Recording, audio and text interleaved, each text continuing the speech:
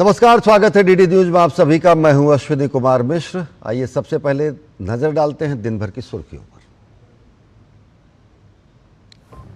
वैश्विक खाद्य सुरक्षा में भारत निरंतर दे रहा है योगदान। दिल्ली में वर्ल्ड फूड इंडिया प्रदर्शनी के उद्घाटन के दौरान प्रधानमंत्री का संबोधन।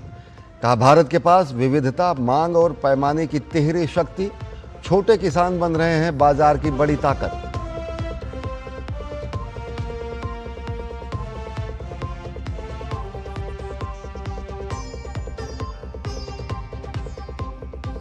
प्रधानमंत्री नरेंद्र मोदी ने ग्रेटर नोएडा में इंटरनेशनल ट्रेड शो का किया उद्घाटन। राजस्थान को मिला 1,22,000 करोड़ रुपए से अधिक की विकास परियोजनाओं का उपहार। प्रधानमंत्री नरेंद्र मोदी ने कहा, भारत में होगा चिप से लेकर शिप तक का निर्माण।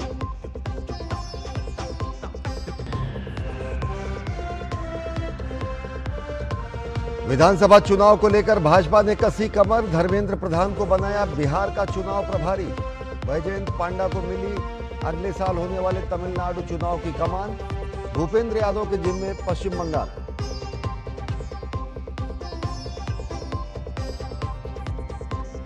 लेह में हालात सामान्य की तरफ तेजी से अग्रसर। उपराज्यपाल कवींद्र गुप्ता ने कहा, हिंसा की जांच जारी। हिंसा के पीछे बाहरी तत्वों की भूमिका से नहीं किया जा सकता इनकार। केंद्रीय गृह मंत्रालय ने सोनम वांगचुक के एनजीओ का एफसीआरए पंजीकरण किया रद्द।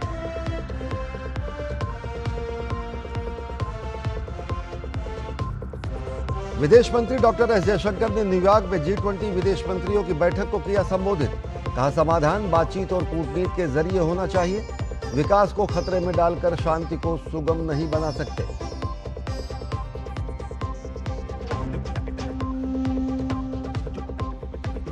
और दिल्ली में हुआ विश्व पैरा एथलेटिक्स चैंपियनशिप का उद्घाटन। भारत द्वारा आयोजित अब तक का सबसे बड़ा पैरा एथलेटिक्स आयोजन। 100 से अधिक देशों के पैरा एथलीट ले रहे हैं हिस्सा।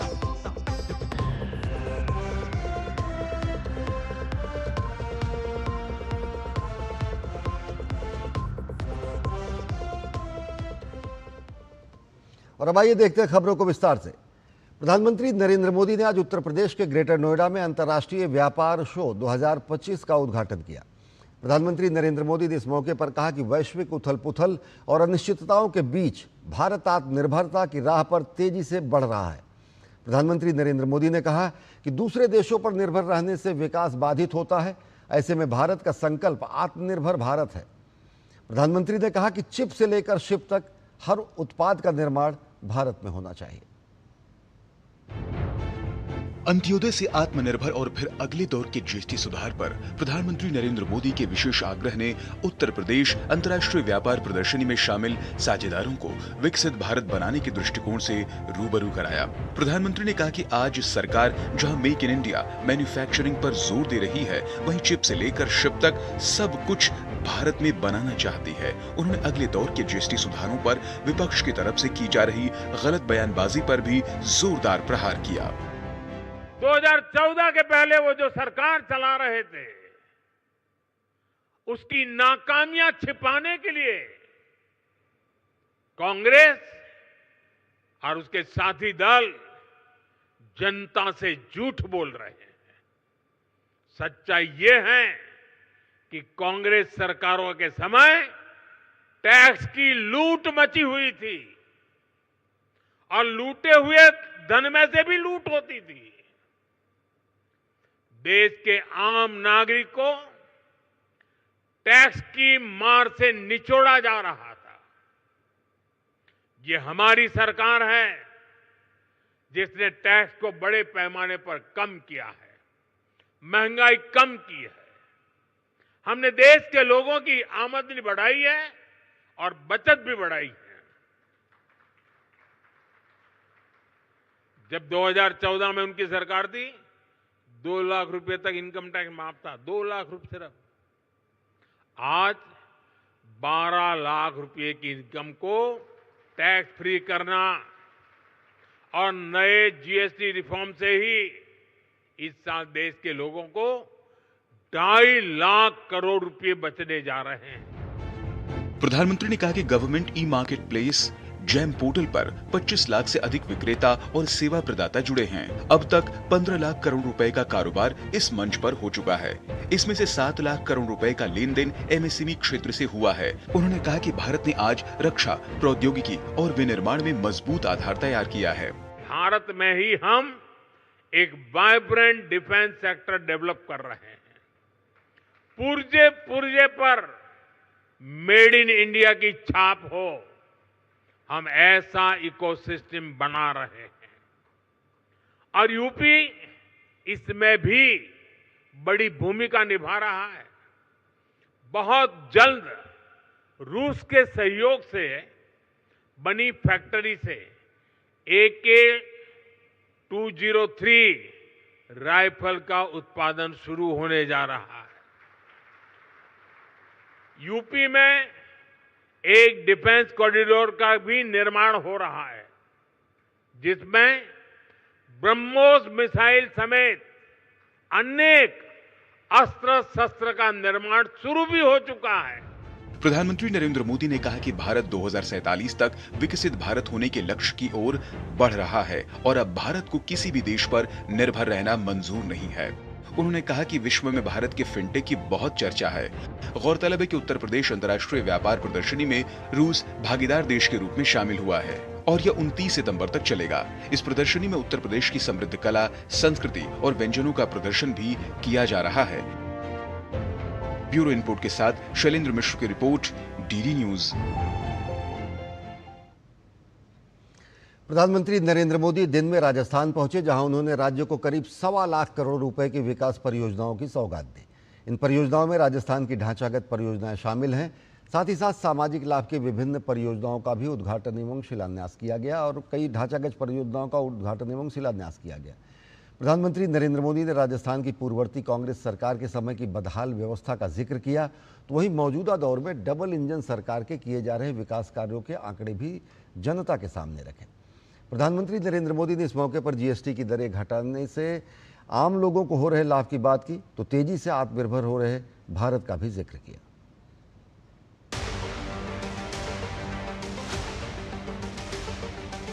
प्रधानमंत्री नरेंद्र मोदी का दिल खोलकर अभिनंदन करता राजस्थान।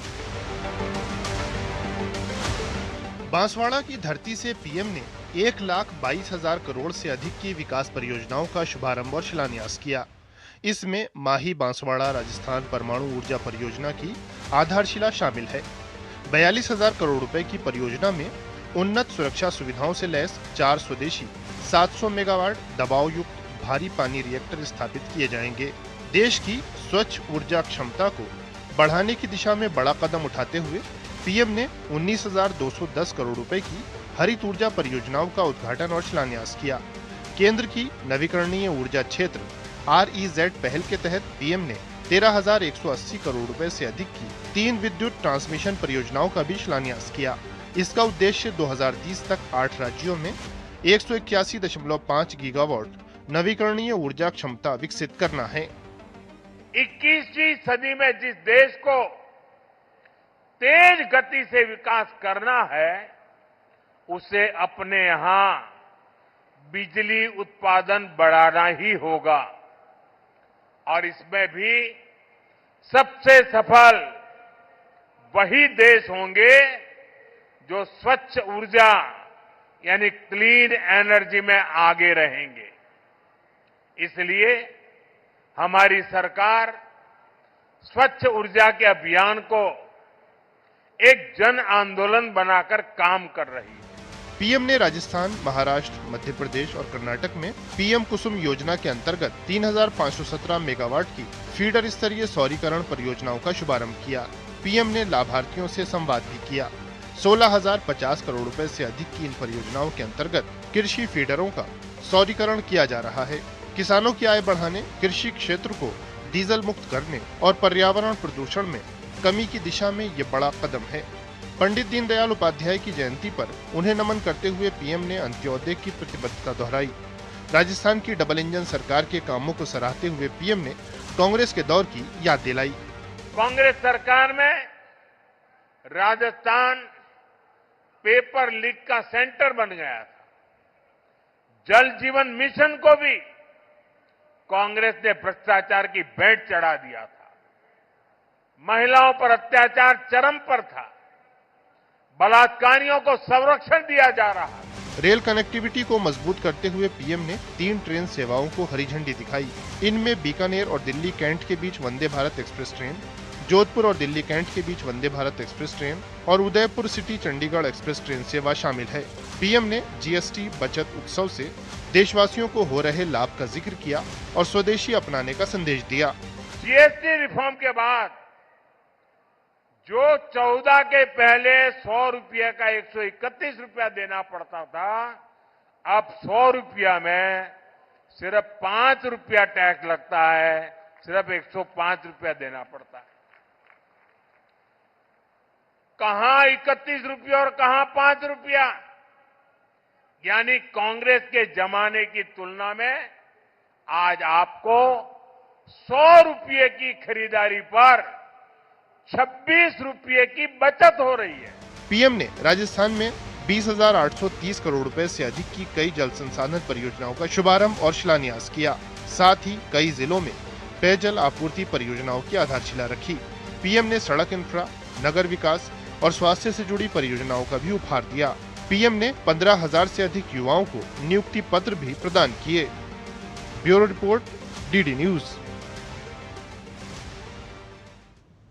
प्रधानमंत्री नरेंद्र मोदी ने राजस्थान के बांसवाड़ा में कुसुम योजना के लाभार्थियों से बातचीत की। प्रधानमंत्री ने चर्चा के दौरान वहां के किसानों ने अपने अनुभवों को साझा किया। किसानों ने कहा कि आपकी नीतियों की बदौलत किसान जो अन्नदाता था वो आज ऊर्जादाता बन गया है। ये सोलर प्लांट लगने से मेरा जो सपना है वो साकार हो गया। वैसे तो हम पहले अन्नदाता के रूप में जाने जाते थे, लेकिन अभी आपकी मेहरबानी से हम ऊर्जादाता भी बन गए। अब अन्नदाता ऊर्जादाता भी बन गए। और हमने आपको जमीन दी और आपने हमें उसमें से सोना उकाल के दे दिया। ये जमीनें यही थी। मैं मानता हूं कि लोगों ने कहा कि आलू से सोना होगा, आलू से सोना तो नहीं हुआ लेकिन हमारी जमीन से आपने सोना हमें जरूर दे दिया। सूचना एवं प्रसारण एवं रेल मंत्री अश्विनी वैष्णव ने राजस्थान के पाली जिले में लघु उद्योग भारती संगठन के कामकाजी महिलाओं से मिलकर उनसे कुटीर उद्योग के बारे में जानकारी हासिल की। इसके साथ ही रेल मंत्री ने कुल्हड़ का निर्माण करने वाले कुटीर उद्योग का निरीक्षण किया। इस दौरान अश्विनी वैष्णव ने मीडिया से बातचीत करते हुए कहा कि रेलवे में अब पाली में बने परंपरागत कुल्हड़ों का इस्तेमाल किया जाएगा। इसके साथ ही उन्होंने केंद्रीय मंत्री गजेंद्र सिंह शेखावत के साथ कुल्हड़ में चाय पी और जनता को भी कुल्हड़ में चाय पीने का संदेश दिया।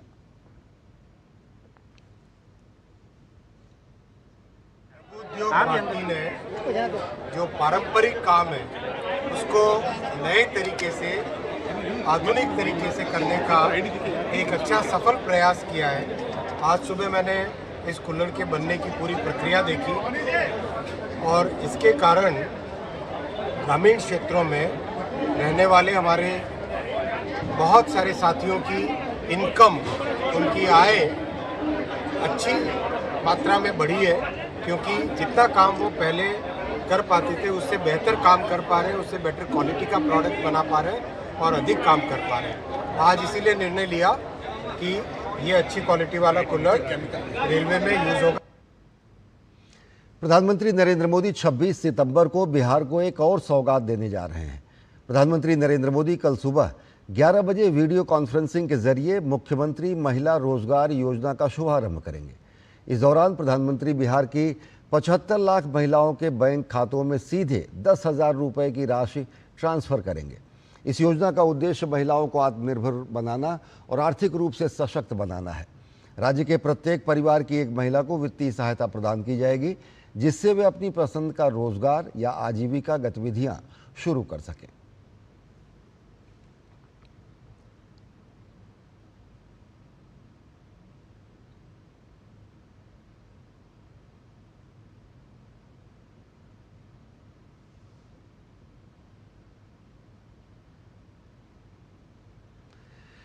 वैश्विक खाद्य सुरक्षा में भारत निरंतर योगदान दे रहा है। ये बात प्रधानमंत्री नरेंद्र मोदी ने दिल्ली में वर्ल्ड फूड इंडिया प्रदर्शनी के उद्घाटन के दौरान कही। प्रधानमंत्री ने कहा कि भारत के पास डाइवर्सिटी, डिमांड और साथ ही साथ स्केल की तिहरी शक्ति है, जो देश की अर्थव्यवस्था को और मजबूत बना रही है। गुरुवार को नई दिल्ली के भारत मंडपम में प्रधानमंत्री नरेंद्र मोदी ने वर्ल्ड फूड इंडिया 2025 का शुभारंभ किया। खाद्य प्रसंस्करण के क्षेत्र में देश की तेज विकास यात्रा को प्रदर्शित करने वाला ये बड़ा मंच है। वर्ल्ड फूड इंडिया 2025 में 90 से अधिक देशों के प्रतिभागी शामिल हैं। इस अवसर पर प्रधानमंत्री सूक्ष्म खाद्य प्रसंस्करण उद्यम औपचारिकीकरण PMFME योजना के तहत खाद्य प्रसंस्करण क्षेत्र में 2510 करोड़ रुपए से अधिक की सूक्ष्म परियोजनाओं के लिए लगभग 26,000 लाभार्थियों को ऋण आधारित सहायता प्रदान की गई। पीएम ने अपने संबोधन में विश्व के सामने खड़ी चुनौतियों का उल्लेख करते हुए कहा कि वैश्विक खाद्य सुरक्षा में भारत लगातार योगदान कर रहा है। जब जब दुनिया में फसलों पर संकट आता है, सप्लाई चेन डिसरप्ट होती है, तो भारत मजबूती से अपना दायित्व निभाने के लिए सामने आता है। फ्रेंड्स, वैश्विक हित में हमारा प्रयास है कि भारत की कैपेसिटी, हमारा कंट्रीब्यूशन और अधिक बढ़े। इसके लिए आज सरकार फूड और न्यूट्रिशन से जुड़े हर स्टेक होल्डर को, पूरे इकोसिस्टम को मजबूत कर रही है। पीएम ने भारत के दूध और श्रीअन्न में विश्व का सबसे बड़ा उत्पादक बनने का जिक्र किया। किसानों, पशुपालकों, मछुआरों और छोटी खाद्य प्रसंस्करण इकाइयों की बड़ी भूमिका को रेखांकित करते हुए पीएम ने कहा कि सरकार इनके हितों के लिए लगातार कदम उठा रही है। भारत में 85% से अधिक स्मॉल या मार्जिनल फार्मर्स हैं। इसलिए हमने ऐसी पॉलिसीज बनाई, ऐसा सपोर्ट सिस्टम डेवलप किया कि आज ये छोटे किसान मार्केट की बड़ी ताकत बन रहे हैं। पीएम ने बीते एक दशक में देश की प्रसंस्करण क्षमता 20 गुना बढ़ने और खाद्य निर्यात 2 गुना होने को सराहा। जीएसटी बचत उत्सव का उल्लेख करते हुए पीएम ने कहा कि अब 90% से अधिक प्रोसेस्ड फूड उत्पाद 0 से 5% के ही दायरे में हैं। किसानों के लिए ये रिफॉर्म कम लागत और ज्यादा लाभ का भरोसा लेकर आए हैं। बटर और घी पर अब सिर्फ 5% जीएसटी से उन्हें बहुत फायदा होगा। मिल्क कैन्स पर भी सिर्फ 5% ही टैक्स है। इससे किसानों और प्रोड्यूसर्स को और बेहतर दाम मिलेंगे। इससे गरीब और मिडिल क्लास को कम कीमत में ज्यादा न्यूट्रिशन मिलना सुनिश्चित हुआ है। सीईओ गोलमेज बैठकें, तकनीकी सत्र, प्रदर्शनियां और व्यावसायिक बातचीत वर्ल्ड फूड इंडिया 2025 का प्रमुख हिस्सा हैं। Bureau report, DD news.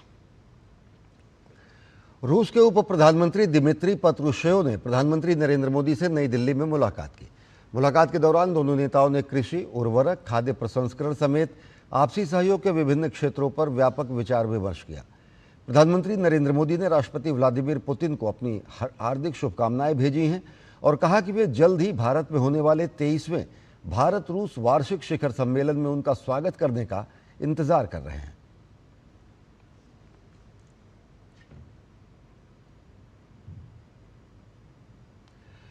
विदेश मंत्री डॉक्टर एस जयशंकर ने गुरुवार को न्यूयॉर्क में G20 विदेश मंत्रियों की बैठक में हिस्सा लिया।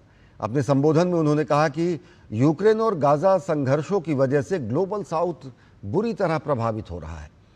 ऊर्जा, खाद्य एवं उर्वरक सुरक्षा सबसे बड़ी चुनौती के रूप में सामने आई है। उन्होंने कहा कि संकट से निकलने के लिए उन देशों की मदद की जानी चाहिए जो दोनों पक्षों से बातचीत करने की क्षमता रखते हैं। In terms of energy, food and fertilizer security were starkly demonstrated by ongoing conflicts in Ukraine and Gaza. Apart from jeopardizing supplies and logistics, access and costs themselves became pressure points on nations. Double standards are clearly in evidence. Peace can certainly enable development, but by threatening development, we cannot facilitate peace. Making energy and other essentials more uncertain in an economically fragile situation helps no one. Therefore, the way out is to move the needle towards dialogue and diplomacy, not in the opposite direction towards further complications. आतंकवाद को उन्होंने विकास का सबसे बड़ा दुश्मन बताया और कहा कि दुनिया को आतंकवाद के प्रति न तो सहिष्णु होना चाहिए और न ही कोई समझौता करना चाहिए। उन्होंने कहा कि आतंकवादी नेटवर्क अंतर्राष्ट्रीय स्तर पर फैले हुए हैं और इसके लिए जो भी देश इनके खिलाफ कदम उठा रहे हैं वे वैश्विक समुदाय की बड़ी सेवा कर रहे हैं। A persistent threat to development is that perennial disruptor of peace, terrorism. It is imperative that the world display neither tolerance nor accommodation to terrorist activities.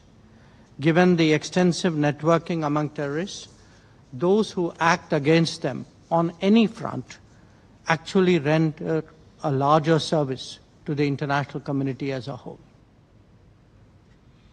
Mumbai में आज फाइनेंशियल एक्सप्रेस इंडिया के सर्वश्रेष्ठ बैंक पुरस्कारों का आयोजन किया गया। इस कार्यक्रम में केंद्रीय गृह मंत्री अमित शाह शामिल हुए। कार्यक्रम को संबोधित करते हुए केंद्रीय गृह मंत्री ने प्रधानमंत्री नरेंद्र मोदी के नेतृत्व में भारत में हुई आर्थिक प्रगति और बैंकिंग क्षेत्र में हुए परिवर्तनकारी सुधारों पर विशेष प्रकाश डाला। गृह मंत्री ने डिजिटल वित्तीय क्रांति, विशेष रूप से यूनिफाइड पेमेंट इंटरफेस यानी यूपीआई की सराहना की। उन्होंने कहा कि ज़मीनी स्तर पर डिजिटल पहुंच भारत की अर्थव्यवस्था के लिए एक बड़ा बदलाव है। कार्यक्रम को संबोधित करते हुए अमित शाह ने कहा कि यूपीआई के माध्यम से भारत में डिजिटल क्रांति आई है। आज भारत में प्रति सेकंड 5,800 ट्रांजैक्शन होते हैं। डिजिटल और फिनटेक के माध्यम से, यूपीआई के माध्यम से भारत में एक डिजिटल रिवॉल्यूशन सामने आया है। 2024-25 में जितने भी डिजिटल ट्रांजैक्शन हुए हैं, इसमें हर दूसरा ट्रांजैक्शन भारत में हुआ है। 10 साल पहले इसकी कोई कल्पना नहीं कर सकता था कि भारत के अंदर डोसा बेचने वाला भी डिजिटल ट्रांजैक्शन से अपना पेमेंट लेगा, या सब्जी बेचने वाली बहन भी डिजिटल ट्रांजैक्शन से पेमेंट करेगी। हर दूसरा ट्रांजैक्शन, और प्रति सेकंड 5800 से अधिक ट्रांजैक्शन होते हैं, और लगभग 7 देशों में यूपीआई को एक्सेप्ट किया है। ये डिजिटल इंडिया मिशन का कमाल है कि आज हम इस जगह पे पहुंचे हैं। डिजिटल अर्थव्यवस्था की राष्ट्रीय आय में उसका योगदान 12% से ज्यादा है। कार्यक्रम में अमित शाह ने कहा कि मोदी सरकार में 2014 से बैंकिंग क्षेत्र में महत्वपूर्ण सुधार किए। मेक इन इंडिया का जिक्र करते हुए उन्होंने कहा कि मेक इन इंडिया के माध्यम से केंद्र सरकार ने नीतिगत बदलाव किए, जिसने भारत को विश्व व्यापार का हब बनाया।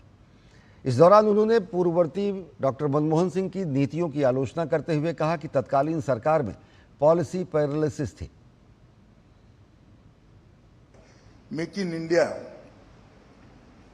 इसके माध्यम से हमने ढेर सारे नीतिगत बदलाव कर भारत को विश्व का उत्पादन का हब बनाने में हमने सफलता प्राप्त की। केवल बैंकिंग सेक्टर में नहीं, हर सेक्टर के अंदर हमने रिफॉर्म किए।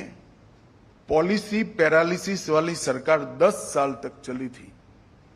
मनमोहन सिंह जी की सरकार में, मैं तो कहूंगा क्योंकि मैं उस वक्त ऑपोजिशन में था, मगर पूरी दुनिया कहती थी कि ये सरकार को नीति बनाने के बारे में लकवा हो गया है, पॉलिसी पैरालिसिस हो गया है। इससे पॉलिसी ड्रिवन स्टेट भारत को हमने बनाया, और ये लॉन्ग टर्म पॉलिसियों के आधार के मजबूत पिलर पर भारत के अर्थतंत्र को आगे बढ़ाने के लिए हम आगे बढ़े हैं।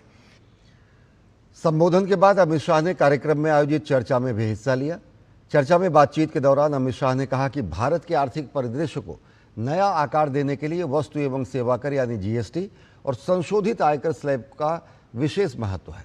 उन्होंने कहा कि इन सुधारों ने देश के आर्थिक परिदृश्य को बदल दिया है और इसे अधिक समावेशी और कुशल बनाया है। अपने संबोधन में अमित शाह ने कहा कि जीएसटी में कटौती से टैक्स पेयर का विश्वास सरकार में बढ़ा है। सरकार ने अपना खजाना भरने की बजाय ये तय किया कि अब जीएसटी में लोगों को राहत देनी चाहिए, और इतना बड़ा टैक्स का कटौती आजादी के बाद इतना बड़ा बिक्री कर का कटौती किसी ने नहीं किया है जो नरेंद्र मोदी जी ने। पहली बार ऐसा हुआ है इनकम टैक्स की लिमिट को हम 12 लाख तक ले गए, कॉरपोरेट टैक्स को 15% तक ले आए और अब जीएसटी में भी टैक्स की इतनी भारी कटौती की, इससे हमारे टैक्स पेयर का भरोसा सरकार पर बढ़ा है, जो हमारे अर्थतंत्र के लिए बहुत अच्छी बात है। महाराष्ट्र के पुणे में बैंक ऑफ महाराष्ट्र के 91वें स्थापना दिवस समारोह को संबोधित करते हुए केंद्रीय वित्त मंत्री निर्मला सीतारमण ने देश की आर्थिक स्थिति पर महत्वपूर्ण बातें कही। उन्होंने कहा कि वैश्विक अनिश्चितता के इस दौर में बैंकों की भूमिका बेहद महत्वपूर्ण हो गई है। वित्त मंत्री के मुताबिक बैंक सिर्फ बचत के संरक्षक नहीं है, बल्कि देश के विकास के असली इंजन है।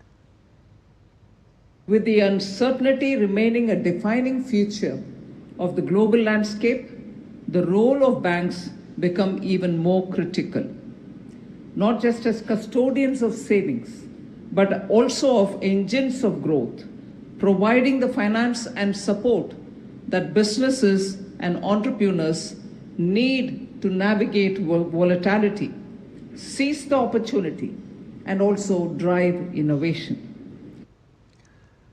निर्मला सीतारमण ने आगे कहा कि इस अनिश्चित वैश्विक माहौल के बीच भारत की आर्थिक मजबूती और लचीलापन भारत को एकदम अलग दिखाता है। उन्होंने मजबूत घरेलू मांग और साथ ही साथ युवा आबादी को देश की मुख्य ताकत बताया।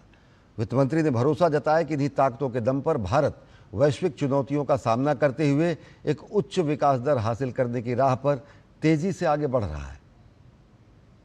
Amidst all these uncertain global situation, India's resilience stands out, and several favorable factors such as strong macroeconomic fundamentals, a young demography, and greater reliance on domestic demand provide the core strength to the Indian economy,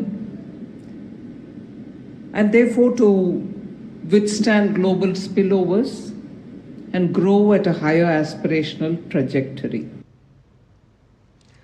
केंद्रीय गृह मंत्रालय ने लद्दाख के समाजसेवी सोनम वांगचुक के NGO सेकमॉल का FCRA पंजीकरण रद्द कर दिया है। सूत्रों के मुताबिक ये कार्रवाई विदेशी चंदा विनियमन अधिनियम यानी एफसीआरए कानूनों के कथित उल्लंघन को लेकर की गई। सूत्रों का दावा है कि एनजीओ पर विदेशी चंदे का गलत उद्देश्यों में इस्तेमाल करने और राष्ट्रीय हित के खिलाफ गतिविधियों के लिए फंड लेने जैसे गंभीर आरोप हैं। सूत्रों ने यह भी बताया कि एनजीओ ने स्वीडन की एक संस्था से देश की संप्रभुता पर अध्ययन के लिए फंड लिया था, जिसे राष्ट्रीय हित के विरुद्ध माना गया। 20 अगस्त को जारी कारण बताओ नोटिस का संतोषजनक जवाब न मिलने के बाद केंद्रीय गृह मंत्रालय ने यह बड़ा कदम उठाया है।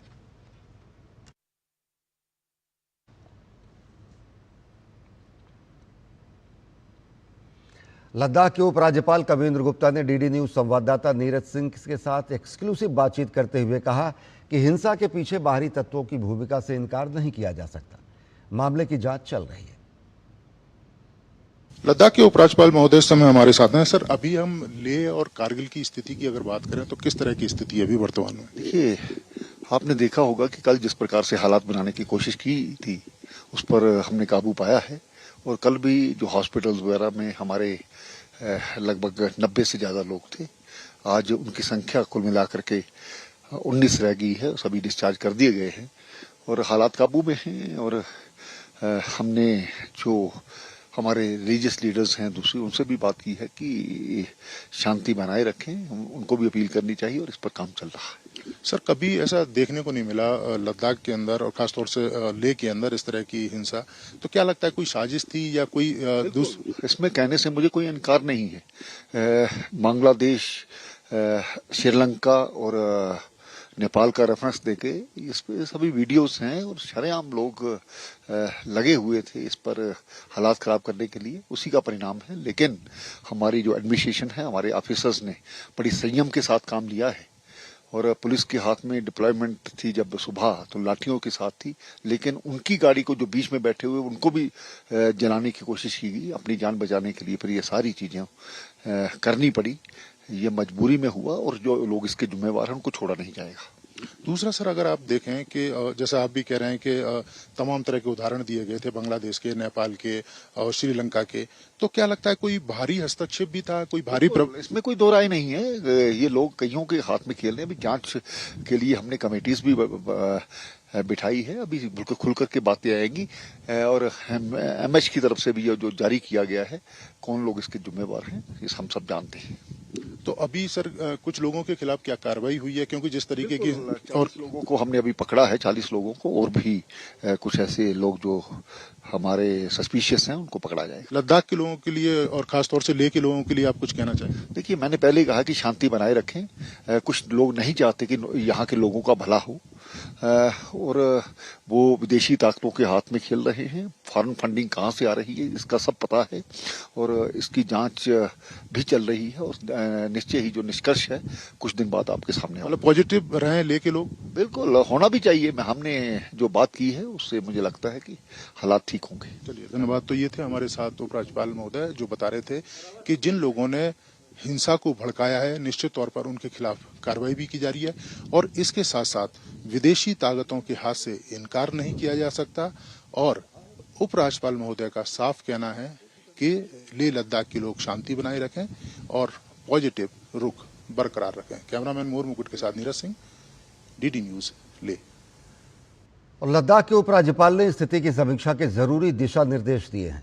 केंद्रीय गृह मंत्रालय ने बयान जारी करते हुए हिंसा के लिए सोनम वांगचुक को जिम्मेदार ठहराया, जिनके बयानों के बाद कल हिंसा भड़की। स्थानीय प्रशासन ने किसी भी प्रकार की अफवाह पर ध्यान न देने की अपील की है। तो जांच में तेजी, कल की हुई हिंसा में जांच में तेजी ला दी गई है। लेह में बुधवार को हुई हिंसा के बाद अच्छी खबर यह है कि अभी तक किसी भी अप्रिय घटना की जानकारी नहीं मिली है। स्थिति धीरे धीरे सामान्य की ओर बढ़ रही है।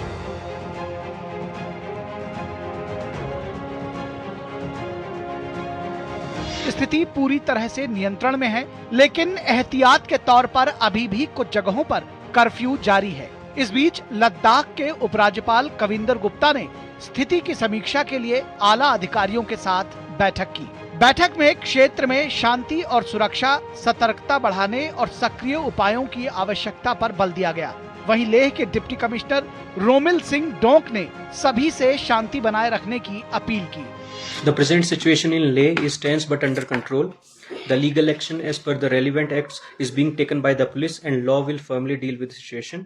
Right now, order under section 163 of BNSS 2023 is promulgated.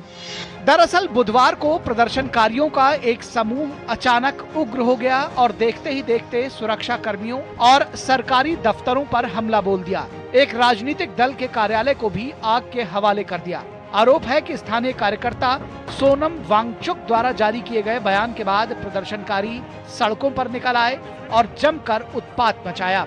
इस घटना में 30 से अधिक पुलिस और अर्धसैनिक बल घायल हुए हैं। आत्मरक्षा में पुलिस को फायरिंग करनी पड़ी।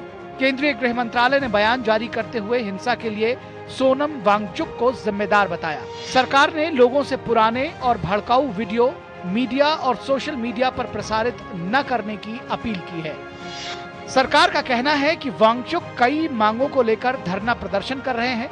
हालांकि उनकी 6ठी अनुसूची और राज्य के दर्जे की मांग पहले से ही उच्चाधिकार प्राप्त समिति यानी HPC के एजेंडे में शामिल है। HPC ने अब तक अनुसूचित जनजातियों के लिए आरक्षण 45% से बढ़ाकर 84%, परिषदों में महिलाओं को 1/3 आरक्षण, भोटी व पुर्गी को आधिकारिक भाषा घोषित करने जैसे अभूतपूर्व फैसले लिए हैं। इसके अलावा 1800 पदों पर भर्ती प्रक्रिया भी शुरू हो चुकी है। HPC की अगली बैठक 6 अक्टूबर को प्रस्तावित है। सबसे बड़ी बात है कि पुलिस और प्रशासन के लोग हैं वो लगातार यहाँ के स्थानीय लोगों के संपर्क में हैं, उनके साथ लगातार बैठक कर रहे हैं, उनके साथ लगातार मीटिंगें कर रहे हैं, ताकि जिस तरह की हिंसा भड़की है वो हिंसा दोबारा ना हो। हालांकि कुछ जो प्रतिबंध हैं वो जरूर लगाए गए हैं, ताकि जिस तरह की हिंसा बुधवार को भड़की थी उस तरह की हिंसा दोबारा ना भड़क पाए, और जो लोग हैं वो 5 से ज़्यादा जो लोग हैं वो एक जगह एकत्र ना हो पाए। एहतियात के तौर पर प्रशासन ने ये कदम उठाए हैं, और प्रशासन का ये कहना है कि ज़रूरत की तमाम दुकानें खुली हुई हैं और लोगों को किसी भी तरह की परेशानी नहीं होने दी जाएगी। कैमरामैन मोर मुकुट के साथ नीरज सिंह, डीडी न्यूज, ले। आगामी विधानसभा चुनाव को लेकर भाजपा ने बिहार, तमिलनाडु और पश्चिम बंगाल के लिए अपने चुनाव प्रभारियों की टीम तय कर दी है। किन नेताओं को सौंपी गई है जिम्मेदारी, देखिए हमारी खास रिपोर्ट। देश के विभिन्न राज्यों में होने वाले विधानसभा चुनाव को लेकर राजनीतिक दलों ने कमर कसनी शुरू कर दी है। इस कड़ी में भारतीय जनता पार्टी ने बिहार, तमिलनाडु और पश्चिम बंगाल के लिए चुनाव प्रभारियों की नियुक्ति कर दी है। बिहार विधानसभा चुनाव के लिए भाजपा ने केंद्रीय मंत्री धर्मेंद्र प्रधान को चुनाव प्रभारी नियुक्त किया है। वहीं केंद्रीय मंत्री CR पाटिल और उत्तर प्रदेश के उप मुख्यमंत्री केशव प्रसाद मौर्य को सह प्रभारी बनाया गया है। केंद्रीय शिक्षा मंत्री धर्मेंद्र प्रधान को बिहार विधानसभा चुनाव के लिए खास माना जा रहा है। उन्हें बिहार बीजेपी का संकट मोचक माना जाता है। इससे पहले धर्मेंद्र प्रधान अनेक मौके पर बिहार बीजेपी के प्रभारी और सह प्रभारी रह चुके हैं। 2014 लोकसभा चुनाव में धर्मेंद्र प्रधान ने अपने नेतृत्व में बीजेपी को अकेले अपने दम पर 40 लोकसभा क्षेत्र में 31 लोकसभा क्षेत्र पर कामयाबी दिलाई थी। खास बात यह थी कि इस चुनाव में बीजेपी और जनता दल यूनाइटेड दोनों अलग अलग चुनाव मैदान में थे।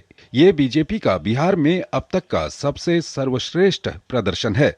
एंटी इनकम्बेंसी को प्रो इनकम्बेंसी में बदलने में धर्मेंद्र प्रधान ने बहुत बड़ी भूमिका निभाई।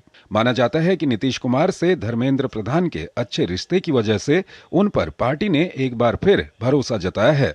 शायद यही वजह है कि धर्मेंद्र प्रधान को भाजपा ने एक बार फिर बिहार बीजेपी की कमान सौंपी है, ताकि टिकटों के बंटवारे में सामंजस्य बिठाया जा सके। आदरणीय मुख्यमंत्री नीतीश कुमार जी की सफल नेतृत्व पिछले 20 सालों में वहाँ हम दायित्व में हैं, एनडीए की सरकार है।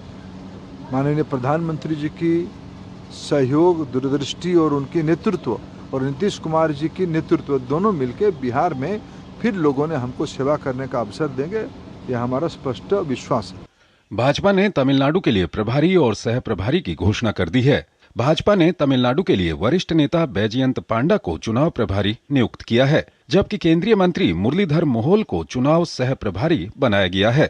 भाजपा ने पश्चिम बंगाल के लिए भी चुनाव प्रभारी और सह प्रभारी की घोषणा कर दी है। पश्चिम बंगाल विधानसभा चुनाव के लिए केंद्रीय मंत्री भूपेंद्र यादव को चुनाव प्रभारी बनाया गया है, जबकि विप्लव देव को पश्चिम बंगाल का चुनाव सह प्रभारी नियुक्त किया गया है। भाजपा ने काफी सोच समझकर चेहरों का चयन किया है। देखना होगा कि बिहार के साथ बाकी के 2 राज्यों में भाजपा को ये कितना लाभ दिला पाते हैं। ब्यूरो इनपुट के साथ राजेश राज की रिपोर्ट, डीडी न्यूज। केंद्रीय शिक्षा मंत्री धर्मेंद्र प्रधान ने नई दिल्ली में अनन्या अवस्थी और निखिल यादव की पुस्तक लिविंग द विवेकानंद वे का विमोचन किया। इस पुस्तक के जरिए स्वामी विवेकानंद के आध्यात्मिक एकात्म और सार्वभौमिक भाईचारे के संदेश को बेहद आसान भाषा में समझाने की कोशिश की गई है।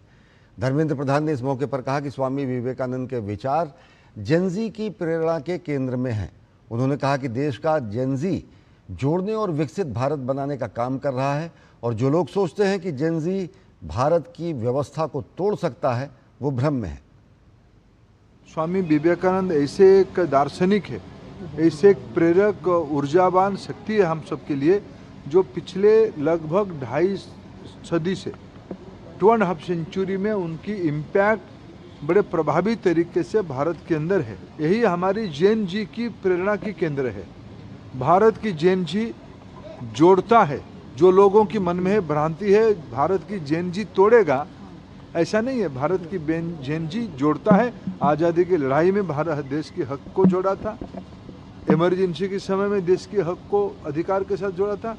आज भी विकसित भारत को बनवाने का काम हमारी जैन जी कर रहा है। विवेकानंद उसके मूल प्रेरक केंद्र है। किताब जो है मूल में ये बात करती है, शुरुआत करती है स्वामी विवेकानंद के बारे में, उनकी लाइफ और उनकी बायोग्राफी के बारे में, लेकिन उसके बाद बात करती है स्पिरिचुअल टीचिंग्स के बारे में कि विवेकानंद जी का कोर थॉट क्या था, अद्वैत वेदांत क्या था, और वो आजकल के परिप्रेक्ष्य में कंटेम्प्रेरी चैलेंजेस जो हमारे हैं, जेनजी रेवोल्यूशन की आपने बात करी, ग्लोबल कॉन्फ्लिक्ट्स चल रहे हैं, इंटर रिलीजियस ट्राइब्स है, कास्टिज्म है, रेसिज्म है, इन सब चीज़ों को देखते अगर स्वामी विवेकानंद और वो आपके सपोज दिल्ली यूनिवर्सिटी के कैंपस में होते तो वो आपको कैसे मेंटर करते, वो आपके सवालों का कैसे जवाब देते, ये जानने के लिए आप पढ़िए लिविंग द विवेकानंद वे।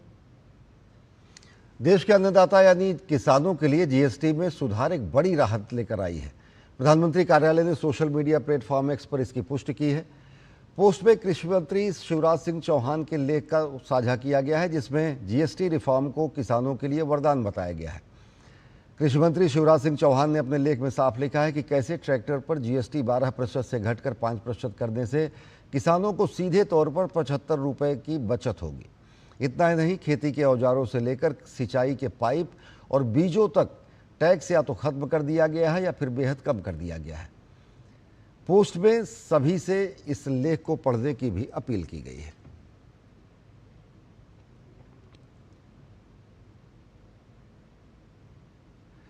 राष्ट्रपति द्रौपदी मुर्मू गुरुवार को धार्मिक यात्रा पर श्री कृष्ण की पावन धरती मथुरा और वृंदावन की यात्रा पर पहुंची। उन्होंने यात्रा की शुरुआत श्री बांके बिहारी मंदिर में पूजा अर्चना के साथ की। उन्होंने ठाकुर जी की आरती उतारी और देशवासियों के कल्याण की कामना की। इसके बाद वे निधि बन गई, जहां उन्होंने राधा कृष्ण की दिव्य लीलाओं को नमन कर उस पावन ऊर्जा को आत्मसात किया। इसके बाद राष्ट्रपति सुदामा कुटी पहुंची, जहां संतों से संवाद कर उन्होंने आध्यात्मिक विचारों का आदान प्रदान किया। राष्ट्रपति द्रौपदी मुर्मू मथुरा स्थित कृष्ण कुब्जा मंदिर भी पहुंची और भगवान श्री कृष्ण और भक्त माता कुब्जा के चरणों में शीश नवाया। मंदिर में ब्राह्मणों ने वैदिक मंत्रोच्चार के साथ विधिवत पूजा अर्चना कराई। महामहिम आए, महामहिम को स्वागत, बाकी बाद में गणेश पूजन किया गया, बाकी बाद में इनको आचमन करा के पूजन कराया गया। पूजन करने के बाद में महामहिम ने प्रार्थना ठाकुर कुब्जा कृष्ण जी से करी। ठाकुर कुब्जा कृष्ण जी ने प्रार्थना पूरे देश में सभी निरोगी रहे, सब पर ठाकुर जी की कृपा बनी रहे और देश में और विश्व में शांति रहे, ऐसी कामना ठाकुर जी ने करी है। उपराष्ट्रपति सीपी राधाकृष्णन ने आंध्र प्रदेश में पद्मावती अम्मावरी मंदिर में दर्शन किए। ये मंदिर आंध्र प्रदेश के तिरुशुनूर में है। पद्मावती अम्मावरी मंदिर में देवी पद्मावती की आराधना की जाती है, जिन्हें माता लक्ष्मी का रूप माना जाता है।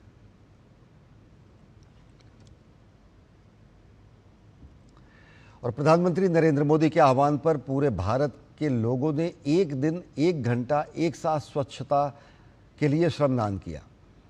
आवास एवं शहरी कार्य मंत्रालय और जल शक्ति मंत्रालय द्वारा संयुक्त रूप से स्वच्छता ही सेवा पखवाड़े में देश के करोड़ों नागरिकों ने स्वेच्छा से श्रमदान किया। केंद्रीय मंत्री मनोहर लाल खट्टर ने चंडीगढ़ में, जबकि केंद्रीय मंत्री CR पाटिल ने दिल्ली के ओखला बैराज में श्रमदान किया। इसके अलावा देश भर में अलग अलग स्थानों पर केंद्रीय मंत्रियों ने अपने अपने शहरों में स्वच्छता के लिए श्रमदान किया। इस राष्ट्रव्यापी पहल में स्थानीय निकाय, ग्रामीण पंचायतों और स्वयं सहायता समूहों के साथ ही गैर सरकारी संगठनों ने भी भागीदारी की। पूरे भारत में लोगों ने जीरो गार्बेज और प्लास्टिक मुक्त प्रथाओं को अपनाने पर ध्यान केंद्रित किया। इस मौके पर नवी मुंबई, उज्जैन और रायगढ़ शहरों में स्वच्छता दौड़ का आयोजन किया गया, जिसमें हजारों लोगों ने हिस्सा लिया। देश के कई शहरों में हजारों लोगों ने स्वच्छता संकल्प भी लिया। पंडित दीनदयाल जी के जन्म जयंती के अवसर पर यहाँ पर स्वच्छता का अभियान जो शुरू हुआ है, आप देखेंगे कि कुछ ही दिनों के अंदर जो जलकुंभी के कारण यहाँ पर नदी दिखाई नहीं देती थी, आज जो नदी उसका प्रभाव भी दिख रहा है, उसको स्वच्छ करना है। और उसके लिए हमारे मंत्रालय की ओर से सभी बाकी लोगों को भी साथ में जोड़ते हुए माननीय प्रधानमंत्री जी के मार्गदर्शन से हमने शॉर्ट टर्म, मिड टर्म और लॉन्ग टर्म का भी प्रोग्राम बनाया हुआ है और उसी के ऊपर काम शुरू भी हुआ है। आपको बहुत ही जल्दी आपकी अपेक्षा के अनुसार, देश के लोगों की अपेक्षा के अनुसार यमुना स्वच्छ दिखेगी, ये मुझे पूरा विश्वास है। दिल्ली में गुरुवार को स्त्री प्रणेता विषय पर संगोष्ठी का आयोजन किया गया। इसमें स्वामी जितेंद्रानंद सरस्वती ने कहा कि भारत की मूल संस्कृति स्त्री पर आधारित है। उन्होंने सनातन धर्म का जिक्र करते हुए कहा कि विविधताओं के साथ साथ सनातन धर्म में स्त्री का सम्मान बेहद है। उन्होंने सीता माता का जिक्र करते हुए कहा कि वे भारतीय नारी के चरित्र का प्रतिबिंब हैं। जितेंद्रानंद सरस्वती ने इस बात पर जोर दिया कि आने वाली पीढ़ी को सनातन संस्कारों से परिचित कराना चाहिए। इस अवसर पर अन्य प्रवक्ताओं ने भी जनक नंदिनी सीता संगोष्ठी में अपने विचार रखे। ये एक अलग प्रकार का प्रश्न है, शास्त्रों का अर्थवाद। ये करेंगे तो ये मिलेगा, ऐसा करने से ऐसा डर पैदा होगा। इसमें से पाप पुण्य की परिभाषाएं बनती हैं, इसमें से कर्म अकर्म, सुकर्म कुकर्म, ये सब परिभाषाएं गढ़ी जाती हैं। समाज को चलाने के लिए एक अनुशासन बनाया जाता है। वैष्णव ग्रंथों में तो धर्म न अर्थ न काम रुचि गति न चाहि निर्माण, तो वो निर्वाण भी नहीं चाहते, मोक्ष भी नहीं चाहते, वो सिर्फ भक्ति करना चाहते हैं। वो एक कालखंड में, मुगल आक्रमण के कालखंड में ठीक था। इंडिगो एयरलाइंस ने भारत और इंडोनेशिया के बीच सीधी उड़ानों की घोषणा की है। इंडिगो एयरलाइन ने 8 अक्टूबर 2025 से मुंबई से बाली के देनपसार के बीच सीधी उड़ानों की घोषणा की है। इंडिगो का बाली के लिए दूसरा हवाई मार्ग होगा। इस मार्ग पर पहले से ही बेंगलुरु से बाली के लिए उड़ानें संचालित की जा रही हैं। इस मार्ग पर इंडिगो अपने एयरबस A320 विमान का परिचालन करेगी।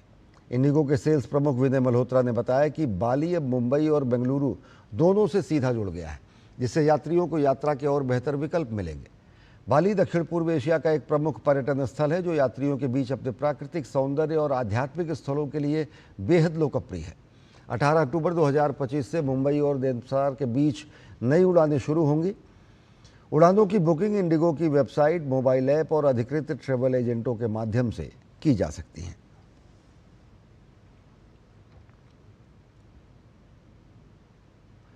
और असम में स्वस्थ नारी सशक्त परिवार अभियान के अंतर्गत व्यापक स्तर पर विशेष स्वास्थ्य शिविरों का आयोजन किया गया।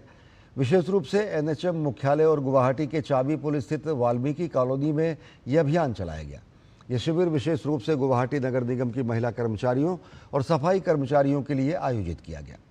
राष्ट्रीय स्वास्थ्य मिशन असम द्वारा संचालित इस पहल का उद्देश्य महिलाओं को स्वास्थ्य सेवाओं के प्रति जागरूक बनाना और उन्हें समुचित उपचार मुहैया कराना है। शिविर में महिलाओं को कैंसर की प्रारंभिक जांच, गैर संचारी रोगों की पहचान, स्त्री रोग और प्रसूति संबंधी परामर्श, सामान्य चिकित्सा सेवाएं, OPD सुविधा, पोषण संबंधी सुझाव और अन्य स्वास्थ्य संबंधी सेवाएं दी गई। यह अभियान महिलाओं के स्वास्थ्य को बेहतर बनाने की दिशा में बेहद महत्वपूर्ण कदम है।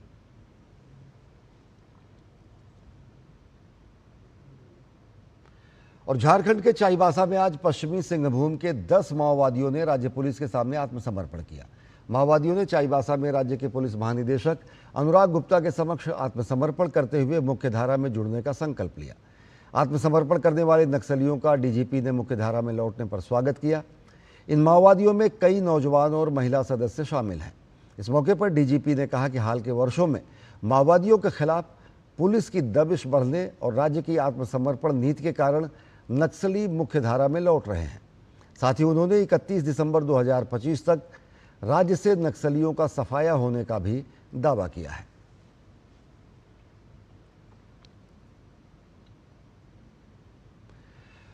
पड़ोसी देश श्रीलंका में मेलसिरपुरा के पंसियागामा में केबल तार से खींची जाने वाली रेलकार के दुर्घटनाग्रस्त हो जाने से 3 विदेशियों समेत 7 बौद्ध भिक्षुओं की मौत हो गई। दुर्घटना उस समय हुई जब भिक्षु बुधवार देर रात विशाल वनमठ की एक पहाड़ पर चोटी पर ध्यान केंद्र के लिए जा रहे थे। रेलकार में 13 भिक्षु सवार थे। इनमें से 2 भिक्षुओं को चोटें आईं, जबकि 4 अन्य की हालत गंभीर है। बताया जा रहा है कि केबल तार के टूट जाने के कारण रेलकार तेजी से नीचे की ओर लुढ़की और पटरी से उतरकर एक पेड़ से टकरा गई।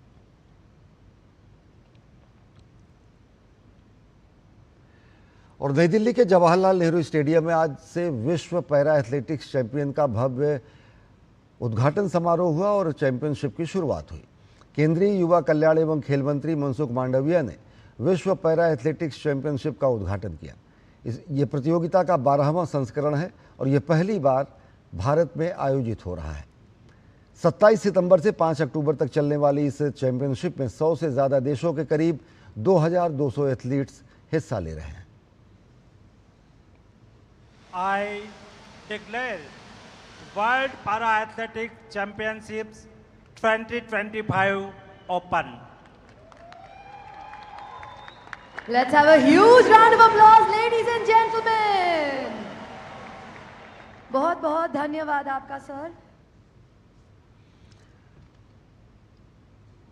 भारतीय क्रिकेट कंट्रोल बोर्ड यानी BCCI ने 21 सितंबर को एशिया कप के सुपर 4 मुकाबले के दौरान पाकिस्तानी क्रिकेटरों साहिबजादा फरहान और हारिस रऊफ के अनुचित व्यवहार के लिए उनके खिलाफ शिकायत दर्ज कराई है। भारतीय टीम ने इस दुर्व्यवहार के लिए दोनों खिलाड़ियों के खिलाफ कड़ी कार्रवाई की मांग की है। पाकिस्तान की पारी के दौरान सलामी बल्लेबाज साहिबजादा फरहान ने अपने बल्ले को बंदूक की तरह पकड़कर अपने अर्धशतक का जश्न मनाया।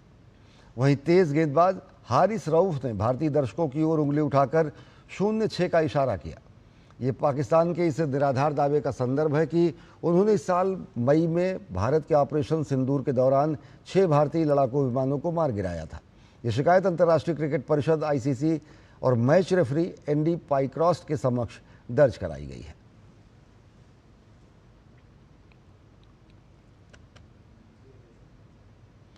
और एशिया कप 2025 अब अपनी समाप्ति की ओर बढ़ रहा है। 3 मैच के बाद विनर का पता चल जाएगा। भारतीय टीम ने टूर्नामेंट में अब तक सभी मैच जीत लिए हैं। विजयी रथ पर सवार सूर्या की सेना पहले ही फाइनल में जगह पक्की कर चुकी है। एशिया कप के आखिरी मुकाबले में भारत का सामना शुक्रवार को श्रीलंका से होगा।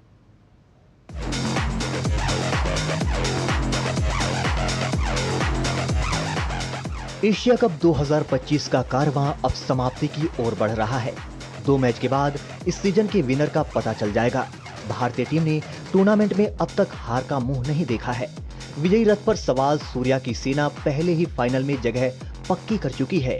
सुपर 4 में भारत ने पहले पाकिस्तान और फिर बांग्लादेश को हराकर फाइनल का टिकट कटाया।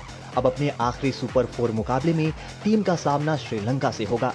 सुपर 4 में लगातार 2 हार के बाद श्रीलंका पहले ही टूर्नामेंट से बाहर हो चुकी है।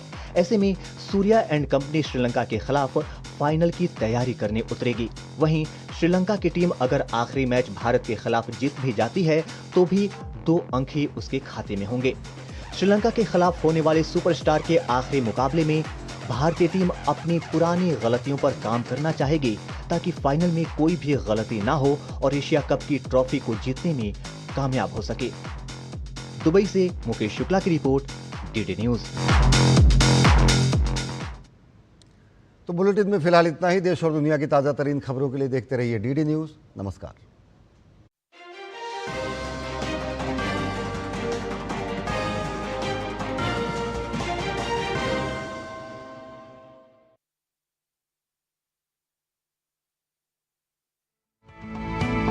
तनाव, स्ट्रेस,